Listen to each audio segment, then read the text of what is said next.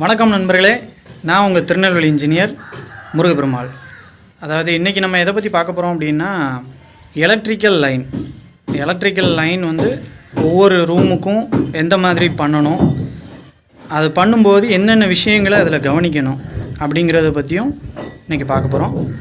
வீடியோக்குள்ளே போகிறதுக்கு முன்னாடி நம்ம சேனலை லைக் பண்ணிக்கிடுங்க, சப்ஸ்கிரைப் பண்ணிக்கிடுங்க, ஷேர் பண்ணுங்கள். கட்டிடத்து சம்மந்தமான அனைத்து தெளிவையும் நாங்கள் வழங்குகிறோம்.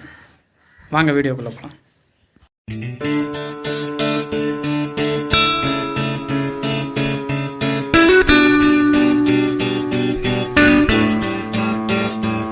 இந்த சைடு தான் நம்ம இப்போ எலக்ட்ரிக்கல் ஒர்க் பண்ணியிருக்கோம். இந்த சைடை பற்றி தான் இப்போ நம்ம பார்க்க போகிறோம். முதல்ல இருந்து நம்ம எடுத்த உடனே போர்ட்டிக்கோவில் என்ன மாதிரியான ஒரு ப்ரொவிஷன் கொடுக்கணும் அப்படிங்கிறத பற்றி பார்ப்போம். முதல்ல பார்த்துக்கிட்டிங்கன்னா மெயினாக வந்து இந்த டிபி பாக்ஸ், அதாவது இபி பாக்ஸுமாங்க, இந்த மெயின் வரக்கூடியது. இது வந்து எங்கே வந்து ப்ரொவிஷன் கொடுக்கணும் அப்படிங்கிறத வந்து முன்னக்கூட்டியே வந்து நீங்கள் செக் பண்ணி அதை வந்து டிசைட் பண்ணிக்கிடணும். இப்போ உதாரணத்துக்கு வந்து நாளை பின்ன ஏதாவது ஒரு இஷ்யூ அப்படின்னு பார்த்துக்கிட்டிங்க அப்படின்னா, வீட்டில் ஏதாவது ஒரு ப்ராப்ளம், நைட்டில் ஏதாவது டைமில் ப்ராப்ளம் அப்படின்னா நீங்கள் வந்த உடனே இதை ஆப்ரேட் பண்ணுற மாதிரி பக்கத்தில் இருக்கிறது வந்து பெட்ரு. ரொம்ப அது ஒரு நல்ல விஷயமானது ஒன்று. இதுக்கடுத்து கேட்டுக்கிட்டிங்கன்னா, நம்ம இந்த எர்த்து கம்பி போகிறது பார்த்துருப்பீங்க. இது ரொம்ப இம்பார்ட்டண்டான ஒன்று. இந்த விஷயங்களையும் ஒரு கவனிக்கணும். நிறைய பேர் வந்து எர்த்து கொடுக்க மாட்டாங்க.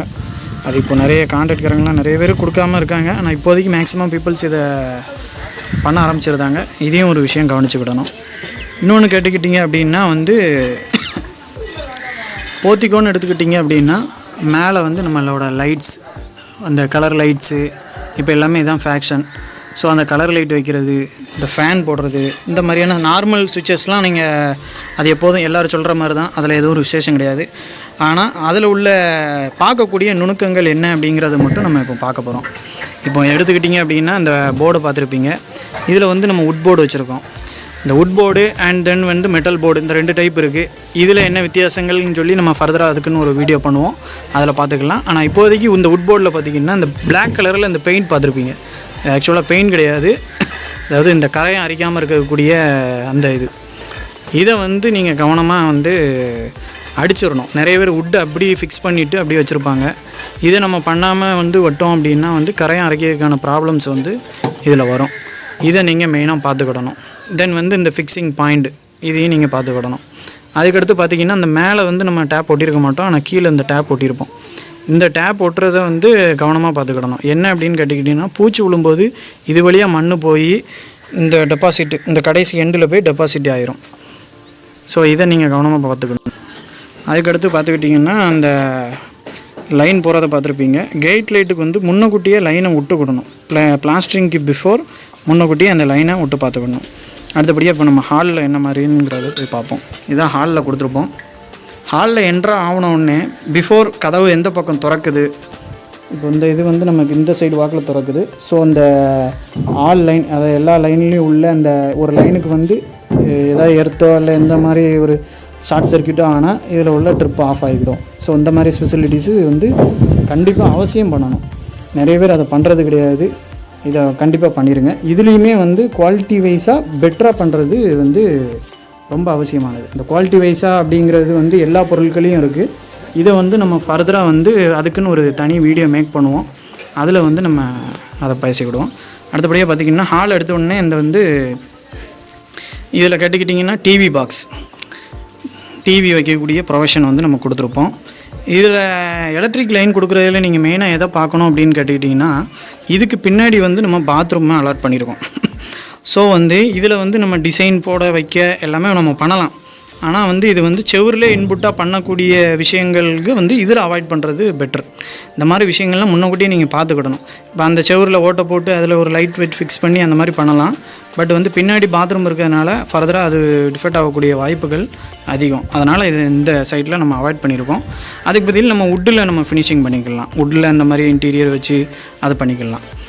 நெக்ஸ்ட் பார்த்துக்கிட்டிங்க அப்படின்னா, இந்த போர்டு தான் திரும்பியும் நான் சொல்ல போகிறேன். இந்த போர்டில் என்ன கவனிக்க வேண்டியதுன்னு பார்த்துக்கிட்டிங்கன்னா, இந்த சுற்றி வைக்கக்கூடிய சாந்து, இது ரொம்ப இம்பார்ட்டண்டான ஒன்று. சும்மா லைட்டாக அப்படி வச்சிடக்கூடாது.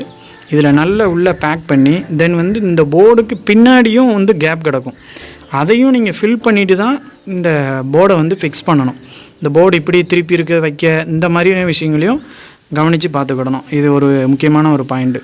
அண்ட் தென் வந்து இந்த வைக்கக்கூடிய இந்த கேப் இருக்குது பார்த்திங்களா, இதுவும் வந்து ஒரு இன்ச்சுக்கு மிகாமல் வைக்கணும். இங்கே வரைக்கும் அளவுக்கு மீறி உடச்சிக்கிட்டு அதுக்கு மேலே வந்து வச்சிங்க அப்படின்னா இவ்வளோ இடம் சாந்து லேயராக இருக்கும். இதோட ஸ்ட்ரென்த்தும் இந்த செங்கலோட ஸ்ட்ரென்த்தும் கொஞ்சம் முன்ன பின்ன அந்த ஹீட் ஆஃப் எக்ஸ்பென்ஷன் நம்மாங்க ரெண்டு வேறுபாடு இருக்கிறதுனால இந்த டிபி பாக்ஸை, அதாவது இந்த எலக்ட்ரிக்கல் பாக்ஸை ஒட்டினாப்பில் கிராக் வர்றதுக்கான ஃபார்மேஷன்லாம் உண்டு. அதெல்லாம் இப்படி பண்ணக்கூடிய தவறுகள்னால தான் அது வரும். அடுத்தபடியாக பார்த்துக்கிட்டிங்கன்னா இதில் ஒரு விஷயம் என்னன்னு கேட்டுக்கிட்டிங்கன்னா, அந்த பைப்பை பார்ப்பீங்க, மேலேருந்து அக்யூரேட்டாக வந்து யாராலையும் உடைக்க முடியாது நேராக. ஆனால் முடிஞ்ச அளவுக்கு வந்து இந்த பெண்டை வந்து விழாமல் பார்த்துக்கிடணும். இந்த பைப்பில் ரொம்ப பெண்டிங்காக போட்டு அப்படி போட்டிங்க, கொஞ்சம் ரொம்ப பெண்டிங்காலாம் விழுந்துச்சு அப்படின்னா இந்த பெண்ட் ஆகிற இடத்துல வந்து சச்ச லோடு வந்து ஆக்ட் ஆகிக்கிட்டே இருக்கும். உதாரணத்துக்கு வந்து ஒரு இழுவிசை அப்படிம்பாங்க. இழுவிசை நம்ம கொடுக்கும்போது அதுக்கு எதிர்வினையாக ஒன்று ஆக்ட் ஆகிட்டே இருக்கும். அந்த எதிர்வினைக்கு நேராக வந்து ஒரு கிராக் ஃபார்ம் ஆகிறதுக்கான வாய்ப்புகள் இருக்குது. எலக்ட்ரிக் லைனில் ரொம்ப பார்க்க வேண்டிய ஒரு விஷயம். ரொம்ப கிராஸாக வந்து கோடு போட்டாங்க அப்படின்னா விட்டுருங்க. அதுக்கடுத்தது நீங்கள் நேராக கோடு போட்டு அதுக்கு தகுந்த மாதிரி போட்டுக்கிடுங்க. அது போட்டாச்சு அதை மறைக்கணும் வைக்கணும் அந்த மாதிரியான இஷ்யூஸ்லாம் பார்க்காதீங்க. நேராக போட்டு முடிஞ்ச அளவுக்கு நேராக போட்டு அதில் பைப்பை வந்து முடிஞ்ச அளவுக்கு அந்த பெண்ட் இல்லாமல் பார்க்கணும். இப்போ உதாரணத்துக்கு நீங்கள் பார்த்தீங்கன்னா க்ளோஸ்அப்பில் பார்த்தா தெரியும். இப்போ இங்கே இருக்கக்கூடிய கேப்ஸும் வேரியண்ட்டாக இருக்கும். அதை ரொம்ப வேரியண்ட் வராத அளவுக்கு பார்க்கணும். அது ஒரு மெயின் விஷயம். இன்னொன்று கேட்டுக்கிட்டிங்க அப்படின்னா பிளாஸ்டரிங் பண்ணுறதுக்கு முன்னாடி இதை வந்து இந்த இடத்துல நல்லா வந்து பேக் பண்ணிக்கணும். இந்த இது எல்லாமே முதல்ல இதை பேக் பண்ணி முடிச்சுட்டு அதுக்கப்புறம் அகெயின் பிளாஸ்டர் பண்ணணும். நிறைய பேர் நினச்சிக்குவாங்கன்னா வந்து இப்படி எல்லாமே பிளாங்க் அவுட்டு இதிலே பிளாஸ்டர் பண்ண ஆரம்பிச்சிருவாங்க. அப்போ இதில் வந்து போய் இந்த சாந்து படுறது, இந்த மேலே படுறது, தென் உள்ளே அது தவறி ஏதாவது ஒன்று படுறது, இவ்வளோ தான். அப்போ உள்ளே ஃபுல்லாமே ஹாலோவாக தான் இருக்கும். அப்போ இந்த எறும்புகள் இந்த மாதிரியான விஷயங்கள்லாம் ஓட்ட போட்டு உள்ளே போய் ஸ்டே பண்ணி அந்த மாதிரியான இஷ்யூஸ்லாம் வர்றதுக்கெலாம் இது மெயின் ரீசனாக இருக்கும். அதை வந்து ரொம்ப கவனமாக கவனிச்சுக்கிடணும். அதை பார்த்துக்கிடுங்க. தென் வந்து ஒரு ரூம்னு எடுத்துக்கிட்டிங்கன்னா முடிஞ்ச அளவுக்கு எவ்வளோ ப்ரொவிஷன் எங்கெங்கே கொடுக்கணும் அப்படிங்கிறத அக்யூரேட்டாக பார்த்துக்கணுங்க. இப்போ மாடர்ன் ட்ரெண்டில் இப்போ டிவி யூனிட் சென்ட்ராஃப் கொடுத்துருக்கோம். இப்போ இது வந்து இந்த பெட்ரூமு, இதுக்கு டிவி யூனிட் கொடுத்துருக்கோம். தென் வந்து முடிஞ்ச அளவுக்கு வந்து இப்போ இதெல்லாம் வந்து லாஃப்ட்டுக்கு மேலே வந்து கபோர்டெலாம் போட்டுருவோம். ஸோ இதில் வந்து லைட்டு கீட்டு எதுவுமே கொடுக்க முடியாது. ஆனால் ப்ரொவிஷன் எல்லாமே முடிஞ்ச அளவுக்கு நம்ம கொடுத்துக்கலாம். தென் வந்து இந்த ஃபுட் லேம்ப் பார்த்துருப்பீங்க. நம்ம அந்த பெட்ரூமுக்கு ஒரு ஃபுட் லேம்ப், நைட் லேம்புக்கு கீழே காலில் ஓடுற மாதிரி. தென் இது வந்து எப்படி அப்படின்னா, இது வைக்கும்போதே வந்து பெட்டை எங்கே போடுவோம், அதுக்கு முன்னாடி வந்து இது எப்படி இருக்கணும் அப்படிங்கிறதெல்லாம் பிஃபோர் கன்ஸ்ட்ரக்ஷனுக்கு முன்னாடியே நீங்கள் டிசைட் பண்ணால் பெட்டராக இருக்கும். அதுவும் இல்லை அப்படின்னா, அதில் மிஸ் பண்ணிட்டீங்க அப்படின்னா கட்டுமானம் முடிஞ்சதுக்கப்புறம் இப்போ மேலே வந்ததுக்கப்புறம் எலக்ட்ரிக் லைன் முடியறதுக்கு முன்னாடி நல்ல கரெக்டாக ஃபிக்ஸ் பண்ணிக்கிட்டு அதை கவனிக்க வேண்டியது ரொம்ப இம்பார்ட்டன்ட். தென் அடுத்து பார்த்துக்கிட்டிங்கன்னா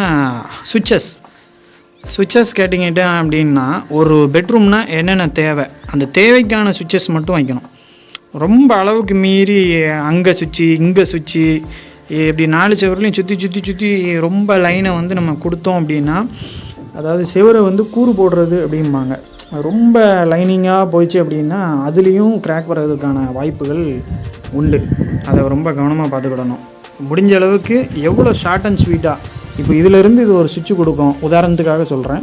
இப்போ இதை வந்து ஷார்ட்டாக எவ்வளோ தூரத்துக்கு நம்ம பைப் அடித்து எந்த மாதிரி நம்ம கொண்டு போகலாம், ஷார்ட்டாக கொண்டு போகலாம் அப்படிங்கிறத யோசித்து பண்ணணும், ப்ரீ பிளானாக பண்ணணும். ரொம்ப லென்த்தியாக போட்டு பைப்பையும் போட்டு அந்த செலவையும் கூடி இந்த மாதிரி பண்ணக்கூடாது. அந்த ஒரு விஷயத்தை கவனிக்கணும். நெக்ஸ்ட்டு கிச்சனில் இந்த மாதிரி அப்படிங்கிறத பார்ப்போம். கிச்சன் எடுத்துக்கிட்டிங்க அப்படின்னா வந்து முதல்ல வந்து இந்த பிளான் பண்ணிடணும். உதாரணத்துக்கு எல்லாருமே வைக்கிறது தான், ஜன்னல் கீழே நம்ம இந்த கேஸ் அடுப்பு இந்த மாதிரியான விஷயங்கள் வைப்போம். இதுக்கு அடுத்தது வந்து மிக்சிக்கு பாயிண்ட்டு, இந்த பவர் பாயிண்ட் ப்ளக்கு, இதெல்லாம் வந்து முக்கியமாக எங்கெங்கே வரும் அப்படிங்கிறத ஏம் பண்ணிக்கிடணும். இது அக்வா பாயிண்ட்டு. தென் வந்து இதில் வந்து ஒரு எக்ஸ்டென்ஷன் ஃபேன் வந்து எக்ஸ்ட்ராவாக விடுவோம், அதுக்குரிய பாயிண்டர்ஸு. தென் வந்து வெளி லைட்டு அண்ட் இந்த மாதிரியான விஷயங்கள்லாம் இது எல்லாருக்கும் தெரிஞ்ச விஷயந்தான். இதில் எந்த மாதிரி விஷயங்கள் சுவிட்சஸ் பார்க்கணும் அப்படின்னா, முடிஞ்ச அளவுக்கு ஒரு நைட்டில் ஒரு ஏதாவது ஒன்று அப்படின்னா நம்ம எலக்ட்ரிக் லைனை எப்படி ஆப்ரேட் பண்ணணும் அப்படிங்கிறது தான் ஏம் பண்ணணும். பகலில் மாதிரியே யோசிக்கக்கூடாது. நைட்டில் ஒரு மோட்ரு போடணும் வைக்கணும் அப்படின்னா பெட்ரூமில் மோட்ரு சுவிட்ச் இருக்குது, பக்கத்தில் லைன் அதுதான் இருக்குது, ஈஸியாக இருக்குது அப்படின்னு சொல்லி யாரும் லைன் கொடுக்காதீங்க. அது ஏன்னா இப்போ எடுத்துக்கிட்டிங்கன்னா இது பெட்ரூமு, நமக்கு பெட்ரூமுக்குள்ளே தான் வந்திருக்கு. இந்த லைனை நம்ம அங்கே தான் மாற்றுவோம். ஆனால் இதுக்கு லைன் அடித்து எனக்கு இங்கே கொடுக்குறது தான் ஈஸி. அங்கே தான் சுவிட்சஸ் வைக்கிறது ஈஸி. இருந்தாலும் நம்ம லைன் ப்ரொவிஷன் எங்கே கொடுத்துருக்கோம்னா இங்கே கூட கொஞ்சம் ஒயர் ஆகும், இந்த மாதிரியான விஷயங்கள் ஆகும். ஆனால் ஃப்யூச்சரை ஏம் பண்ணி அதை நம்ம பண்ணணும். நாளை பின்ன ஒரு பையங்களோ யாரோ கல்யாணம் முடிஞ்சு இங்கே மேரேஜ் ஆகி இருக்காங்க, அம்மாவோ அப்பாவோ மோட்ரு போடணும்னு நினைக்காங்க. அப்போ அங்கே போய் நம்ம போட முடியாது. இந்த மாதிரியான விஷயங்கள், நைட்டு வெளி லைட்டு போடுறக்கூடிய விஷயங்கள், இது எல்லாமே மேக்ஸிமம் ஹால்லேயும் கிச்சன்லேயும் இந்த பாயிண்ட்டை வைக்கிறது நல்ல விஷயம்னு நான் நினைக்கிறேன். அதுக்கடுத்தது இந்த டிபி பாக்ஸை பற்றி பேசியிருந்தோம். இந்த லைன், இந்த ப்ரொவிஷன் கொடுக்குறது, இது எல்லாமே எங்கே பிளான் பண்ணியிருக்கணும் அப்படின்னா ரூஃபில் காங்கிரீட் பைப் போடுவோம் பார்த்தீங்களா, அப்போ ஒரு கூட 2-3 பைப்புகள் ஆகும். அதுலேயே நீங்கள் பிளான் பண்ணி அதை ஷார்ட் அண்ட் ஸ்வீட்டாக பண்ணிங்க அப்படின்னா செவ்வறு அதிகப்படியான கூறு போட தேவையில்லை, அந்த ஓட்டை போட்டு அந்த வைக்கக்கூடிய தேவைகள் இல்லை. இந்த மாதிரி முடிஞ்ச அளவுக்கு நான் சொல்லிட்டேன்னு நினைக்கிறேன்.